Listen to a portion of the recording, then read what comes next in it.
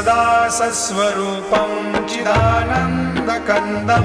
जगत्सम्भवस्थानसंहारहेतुं स्वभक्तेच्छया मानुषं दर्शयन्तं नमामीश्वरं सद्गुरुं साईनाथं भवद्वान्तविध्वंसमार्तण्डमीड्यं मनोवागतीतं मुनिर्ध्यानगम्यं जगद्व्यापकं निर्मलं निर्गुणत्वां नमामीश्वरं सद्गुरुं साईनाथं